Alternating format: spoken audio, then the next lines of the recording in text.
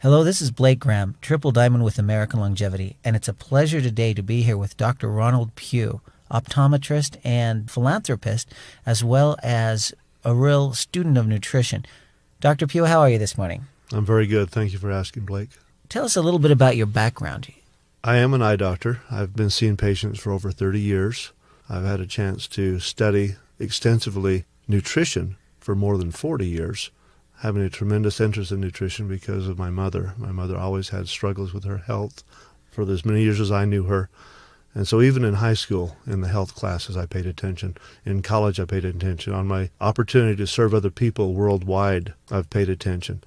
And as I've found over the years, nutrition is so critical. It's exactly as mom and grandmother told us, we are what we eat. And it does make a difference. The fruits and vegetables are important.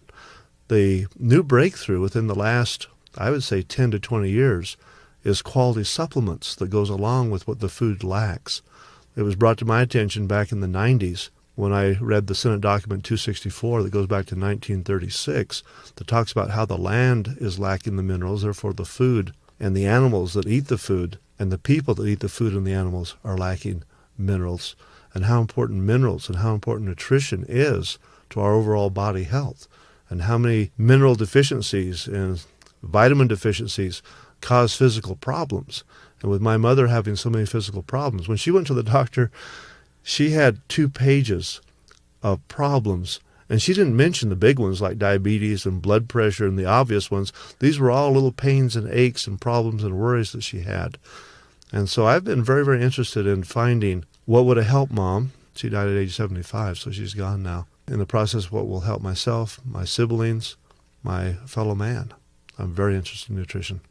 Tell us a little bit about where you studied for optometry school. Now, I know you're not just an optometrist. You were actually the top of your class? Well, I wouldn't say grade-wise I was on the top of the class. I've always been high in my class academically. But in my optometry school, my class did honor me as picking me as the outstanding student as we graduated. When you're picked by your peers, it does give you a special feeling. But I had a chance to study optometry in Pacific University in Forest Grove, Oregon. And leading up to that time, I've been studying at 3 universities, one in Las Vegas, one in Provo, Utah, Brigham Young University. And then I did finish up my Bachelor of Visual Science, my Doctor of Optometry degree at Pacific University in Oregon. How long have you been in practice? I started my practice in Utah County in 1975, so I'm approaching 30 years. Now, in addition to practicing, you actually do optometry on a volunteer basis down in Mexico, and you've been doing that for a number of years. Tell us a little bit about your trips to Mexico. In 1983, I attended a World Congress, which was called the American Optometric Association. And in that World Congress, they pointed out that over half the world would live and die and never once see an eye doctor, never have eyeglasses, and everyone will have problems if they live long enough. And I had a desire at that point to share my talents, my skills with vision to help people to be able to see better. And so in March of 1984, I made my first trip to Mexico. I went with other doctors. We saw 3,200 people. We gave out thousands of glasses. And since that time, I've led the Utah Optometric Association, what we call VOSH, Volunteer Optometric Service to Humanity. I've led 25 trips and been involved with 25 trips to Mexico, taking, over the time, thousands of people and hundreds of thousands of glasses. Our most recent trip was in March of 2004, and we were able to see 2,800 people, able to give out 16,000 pair of free glasses. We're now working on a trip to Guatemala. We're hoping to take vision to people of all over the world in those countries where they're unable to afford eyeglasses, afford eye exams. We're not really trying to take work away from the practicing doctors, but these are people that would never have access to eyeglasses or to eye exams. And in my mind's eye, helping people to see is really, really special. But I also have a desire in my heart to help those people prevent blindness, because that's also one of my specialties, is helping people to realize what causes blindness. And that once they understand what causes blindness, they then have a choice to either go ahead and become blind like their countrymen, or to change their nutrition, change their supplements, and actually prevent and avoid blindness. Now, 25 trips? You said one trip was 3,200 people, one trip was 2,800 people. Is 3,000 people about the average? I would say 1,500 to 3,000 people is about the average people that we see in our trips. So with 25 trips, that's upwards of 75,000 people that you've actually met with and helped with eye exams. And which sounds good if you take it person by person, and I'm happy because every person, this may change their entire world and how they see it. It's kind of like giving them magic windows that they can look out of and now see the world. But compared to 2 billion that need help, it's a drop in the bucket. Yeah. But I think it's pretty obvious you've got quite extensive experience in working with people. It's not just a few hundred patients that come to your office individually. It's also all of these thousands and thousands of people you've seen in Mexico, and now you're working on actually expanding that service to Guatemala. Is that right? That's correct, into other countries. The thing that breaks my heart is even though we're able to give them vision, we see that these people, many times because the same people that need our services also have horrible nutrition. They have so little money, and their neighbors are actually quite healthy looking. And the little people we work with, the little girls are beautiful as teenagers. But as they have their first, their second, their third child, their teeth start to fall out. I'm sure it's the calcium deficiency.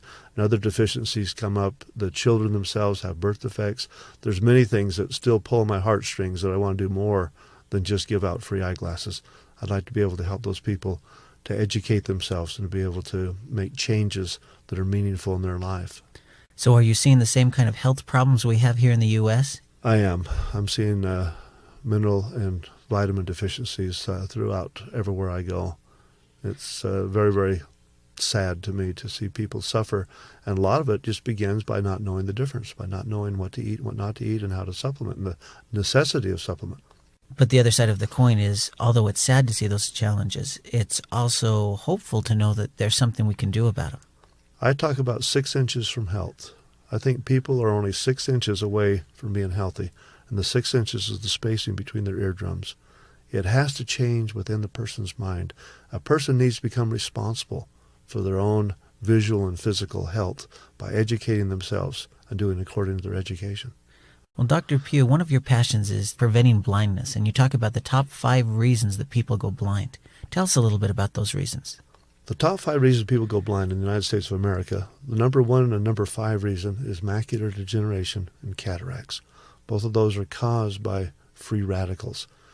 If people could understand where the free radicals come from and prevent those as much as possible, it's impossible to prevent them all, but you certainly could cut way, way back on exposure to the free radicals by controlling the things that you eat, by controlling the exposure that you have to first and second-hand smoke, to be specific, to margarine. Everyone can decide, I'll never eat margarine again. Butter is healthier because butter at low temperatures, if it doesn't change color, doesn't have the free radicals. It doesn't go into the trans fatty acids. If a person could get their antioxidants up, and again, that's a choice. People have to choose to eat fresh fruit is better, the brighter the color is better, the darker berries are better. There's a lot of things as people find out through education what to eat and how to prepare it, and more importantly, what not to eat.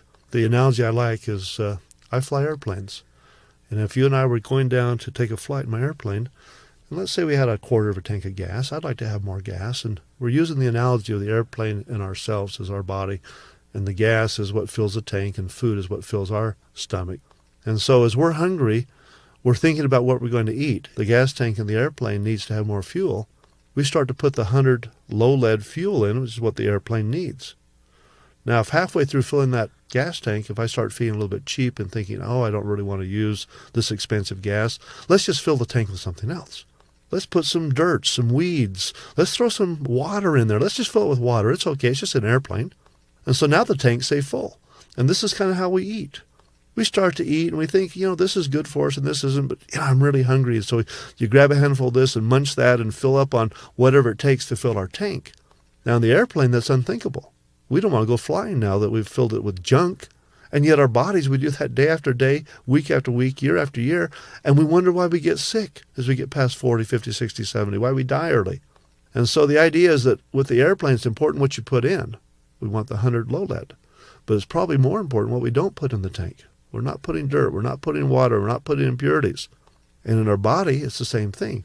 It's important what we put in, but it's also important what we don't put in and to know what's right. And with our bodies, we also need supplements in order to make up for what's not in the food. You've become quite a student of antioxidants in recent years. Tell us a little bit about free radicals and how antioxidants help protect us from this damage. I've been watching the reports in the newspaper, the professional journals. I even hear it in my professional meetings now about free radicals and antioxidants. 20 years ago, I didn't know anything about them. 10, 15 years ago, I started to hear a little bit. In the last 10 years, I've studied extensively. The free radicals are created as their molecules in their body have actions upon them. For example, something causes an electron to fly off, and the molecule becomes unstable. It becomes a free radical. Whatever caused that to fly off could be margarine. The hotter it is, the more free radicals it creates. It could be vegetable oil. The hotter it heats, the more free radicals it creates. It could be anything fried, first and second-hand smoke. It could be sunlight. It could be power lines. It could be a cell phone. It could be a microwave. It could be impure water. It could be the air, pollution. All kinds of things cause free radicals. And our body has free radicals running through our body, is causing cellular damage of tremendous proportions. Our cells get bombarded by free radicals to the point that if we weren't divine, if we weren't made by God, I've been told, and I believe, that if the free radicals were to overall and we had no antioxidants to offset them, that in 3 days we'd die. The antioxidants are the good guys. Those are the guys that are in the fruits, in the vegetables. They have extra electrons, and when they find a free radical, they give them the electron and settle them down before they can cause damage. And so the idea of good health would be to have your antioxidant level as high as possible, have your free radical level because of what you choose to take into your body and how you protect your body, to have it at low level, and so that at the cellular level, the free radicals are low, the antioxidants are extremely high, and it can take care of the problem before it really has a chance to begin. And on doing this, you're talking about anti-aging. We're talking about staying younger longer. We're talking about protecting from cataracts, from macular degeneration. We're talking about cancers. Most cancers. I mean, people, I've heard as many as 30 or 40 cancers a day are started in the average person. And if a person had the antioxidant level high enough to solve those before they ever got out of proportion, before they got away, before the body was able to handle those, the body could go in and actually nip those in the bud, stop the cancer when it's at a cellular, just one molecule stage, one cell stage, and we could prevent many of the horrible things that people are now experiencing. All kinds of degeneration of the different body parts. Well, if we're getting free radicals, even from the oxygen in the air we breathe, then I think it's probably impossible for us to completely eliminate the free radicals. But you said a great strategy is to reduce your exposure to free radicals by taking the things out of your diet that shouldn't be there. And That's you correct. Mentioned margarine and vegetable oil, fried foods, burnt animal fat. Burnt animal fat. Butter is good, but if you heat it too hot, if it starts to change color, it turns into trans fatty acid, turns into free radicals. First and second-hand smoke are horrible. The numbers are astronomical from one cigarette, first or second-hand. Wow. And so it's one of those things that we have to have the antioxidants, and God has placed the antioxidants in the bright-colored fruits, especially in the skin of those fruits, especially in the berries, especially in the dark berries, and even chocolate is coming in as a wonderful source of antioxidants. Chocolate on the ORAC, which is the oxygen radical absorption capacity, it comes in at over 13,000. An orange will come in at 750. Chocolate's a wonderful source. Even milk chocolate comes in at over 6,000 on the ORAC scale. So we're talking about per 100 grams, about the size of your fist. If you eat 100 grams of dark berries, you get like 2,400 rating for your ORAC. You eat an orange, you're getting 750. You eat dark chocolate, you get over 13,000. And so the idea is to eat the quality fruit, eat the quality vegetables. Your green leafy vegetables are high. Your spinach, your chard, your kale, very, very high on the ratings.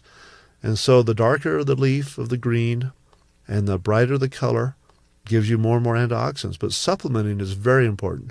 Eating the fruit and vegetables is a good source, but people that really want to get their antioxidant level as high as possible, supplement. And you're talking about green tea extract, you're talking about grapeseed extract, you're talking about extra vitamin A, vitamin E, vitamin C, zinc, encapsulating chocolate that's so bitter you couldn't eat it, but it's so pure that if you took it as a capsule, you'd get that wonderful antioxidant value right into your system. Now, you mentioned dark chocolate, and I know a lot of people are going to be excited to hear that they can eat chocolate. Does that mean people should just go out there and eat more chocolate candy bars? Let me tell you about chocolate and other foods. You take chocolate, and it's God-made, and you add to it pollution.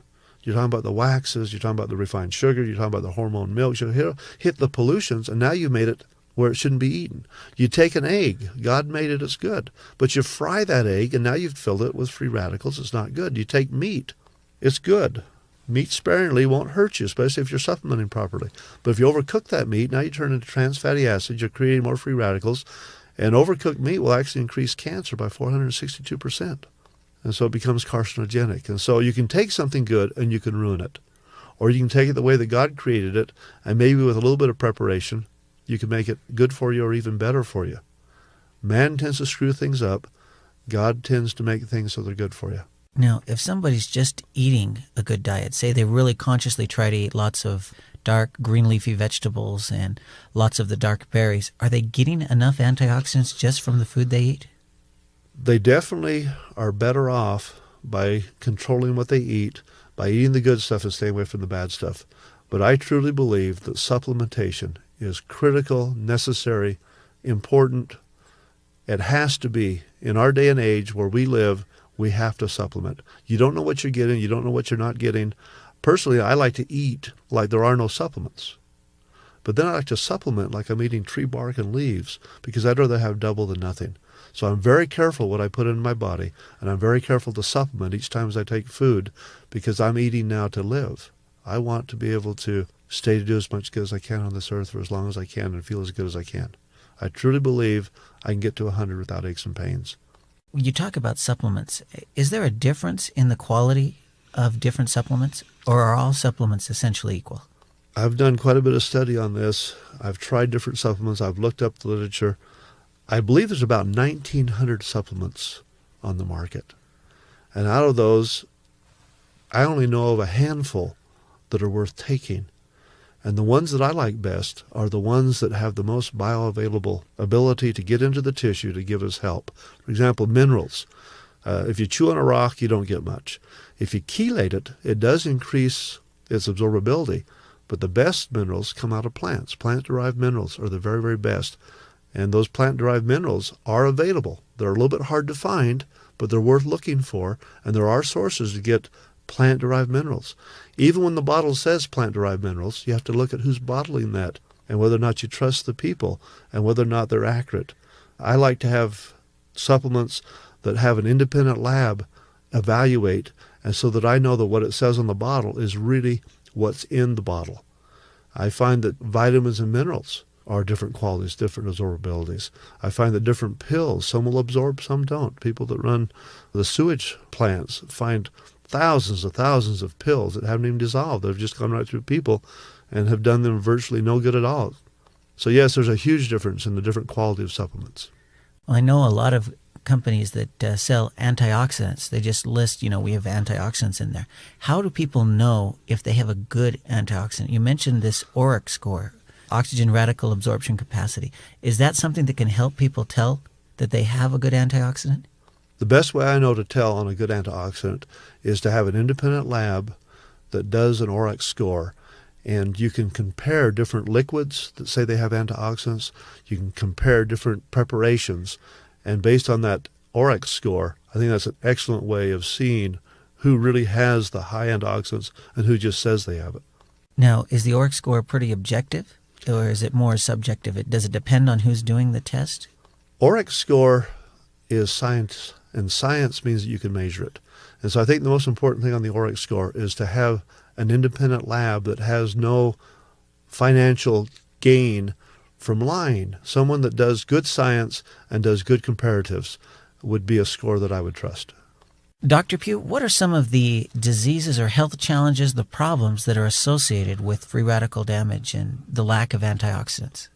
As an eye doctor, the two concerns I have specifically is macular degeneration, the number one cause of blindness, which now by all the eye doctors of America in their literature, the American Optometric Association and the Journal of the American Optometric Association, October 1998, said that certain antioxidants, vitamins, and minerals, and twice-a-day dose of antioxidants and diet, low-fat, high complex carbohydrate, meat sparingly, moderate protein, and lots of green leafy vegetables and fresh fruits would actually prevent macular degeneration. I've seen 11 of those come back.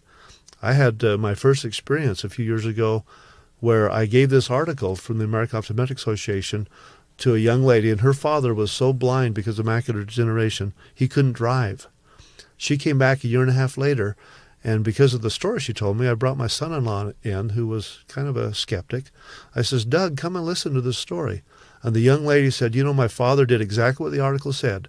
He added the antioxidants, he did the vitamins, the minerals, the supplements, he changed his diet, and now he's able to drive day and night. His vision has come back. That's the first time that I personally had ever heard of macular degeneration being reversed. Prevented, I think the eye doctors accept that. Even in the Archives of Ophthalmology, October 2001, it talks about 19% of 3,640 people showing that they could slow down or prevent age-related macular degeneration. But reversing it, that one is exciting. Preventing is exciting. Reversing is exciting. Cataracts is another thing that just I worry about. Every person I've ever seen, age 65 and older, has cataracts more or less, or else have been removed. Cataracts seem like they're inevitable. And that's in Mexico and the United States. And yet, people that do their antioxidants, get them up to a sufficiently high level, take their free radicals down, eat properly, I believe cataracts are preventable, and I've seen 3 reverse.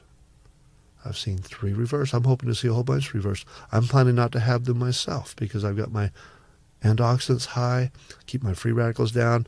I pay attention to my diet all day, every day. Cancer is a concern. Everyone in my family has had cancer.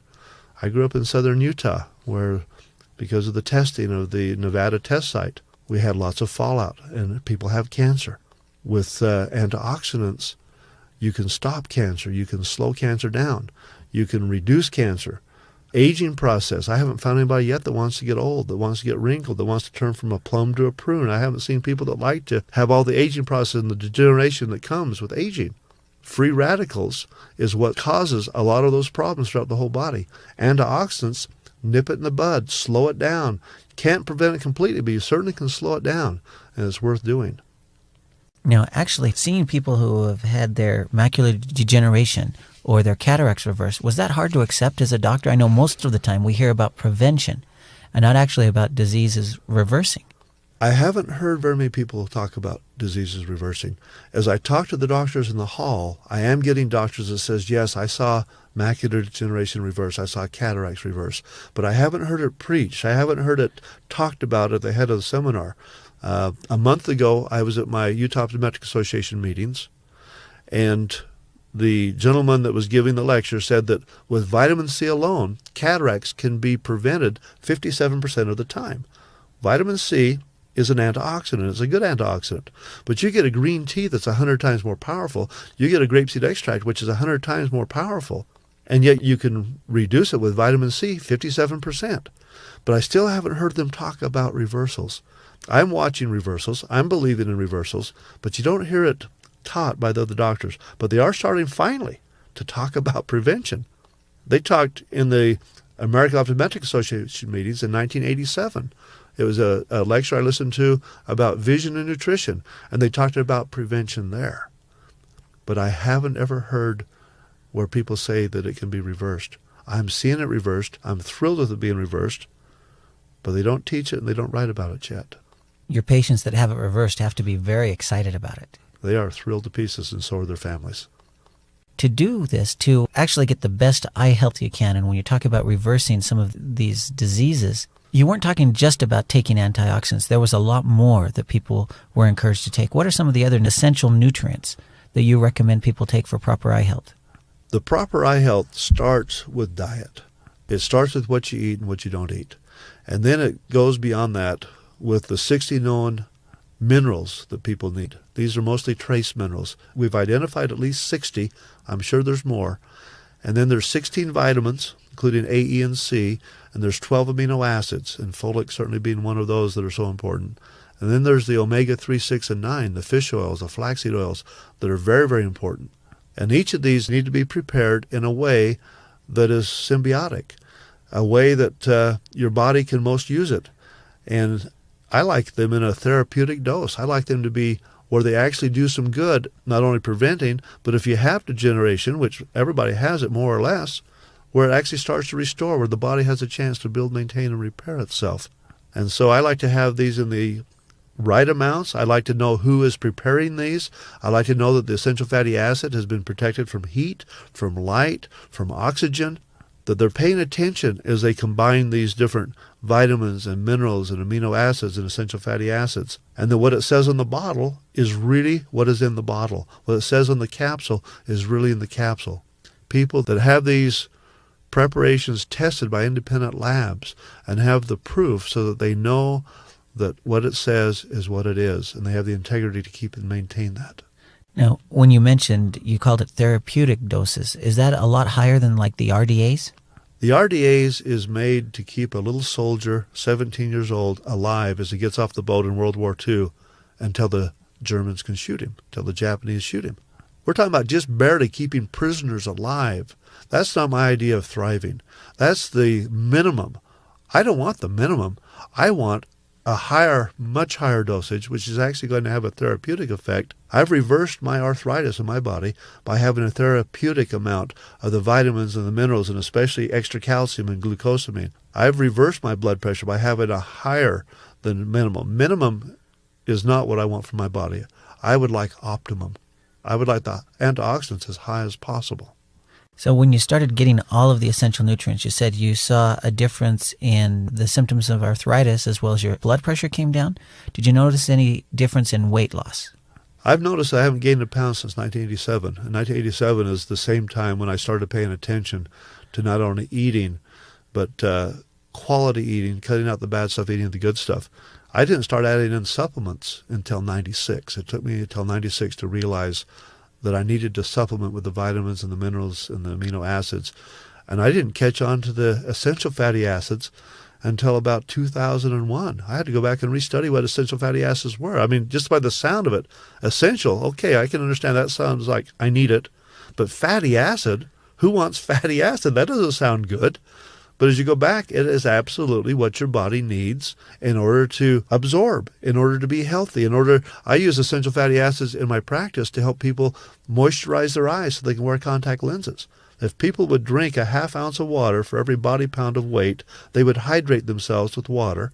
And again, with water, I talk about 5 levels. Level 1, you flush. You don't want to drink that.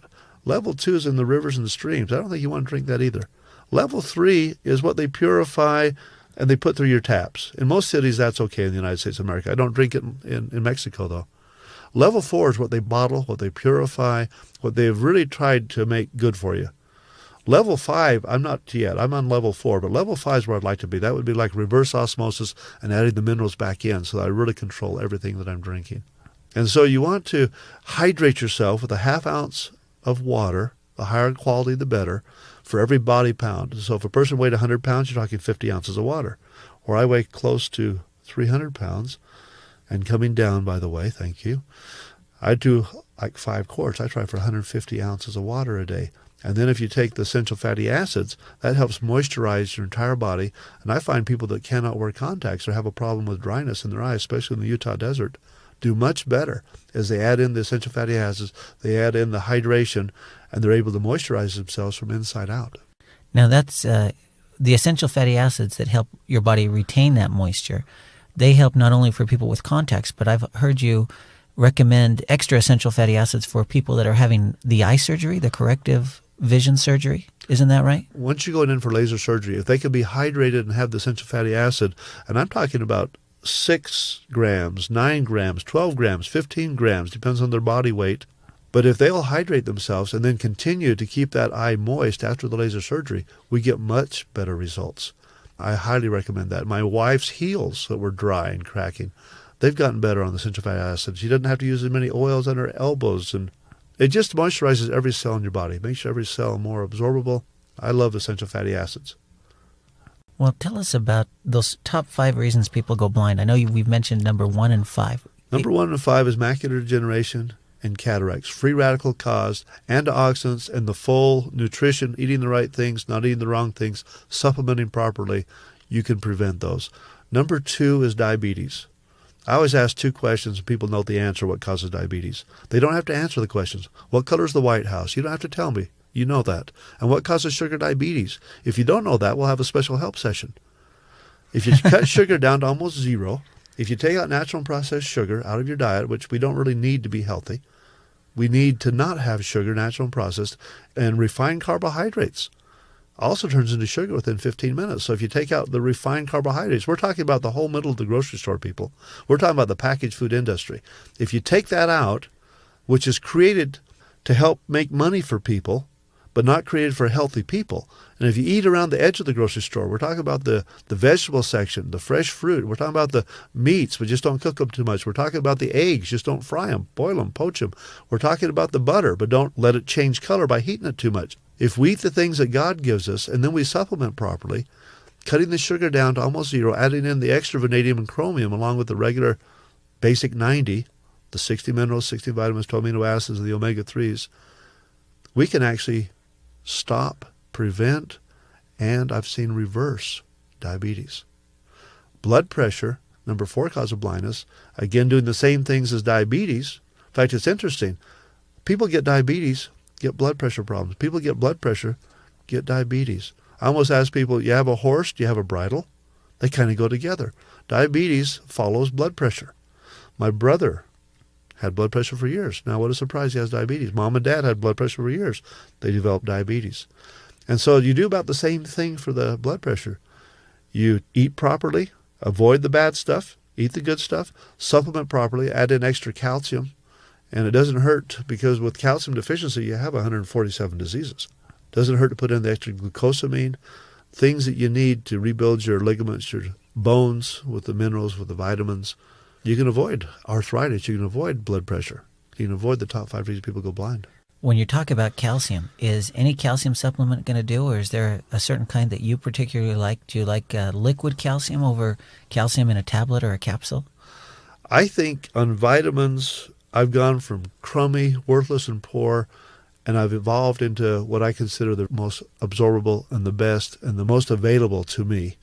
And with calcium, I've done the same thing. I started off in the drugstore with ground up oyster shell. That's not going to do you much good. You know, eating rocks doesn't help you. You get into the chelated calcium, much, much better. But if you get into the plant-derived calcium that's been designed specifically to help people, that's the part that I like best, and that's what I do myself, is I do a liquefied calcium that has extra positive charge, so it has the ability to go in my body and to help overcome the arthritis. I've now reversed that in my body. It helps to do away with the bone spurs. I've now reversed that in my body, and it helps it be more available. So I like the plant-derived calcium that is put together, and it's not just calcium only. It's symbiotic with calcium, with magnesium. It also has boron. It also has MSM. It has the things that we need in order for the body to assimilate, to reverse the processes that are going bad, to help build the bones, to help digest the food. You have to have calcium to digest your meat. You've actually seen bone spurs go away? In my foot, yes, indeed. Wow. Thankfully. Very painful. Didn't want them, still don't want them, glad they're gone. Wow, that's impressive. Very impressive. You've got a lot of patients that need eyeglasses or want contact lenses, and I think it's probably safe to say the majority of America doesn't think that they're going to go blind. You know, it's not something that we wake up in the morning and says, well, I'm going to go blind. Obviously, there's some people that struggle with it.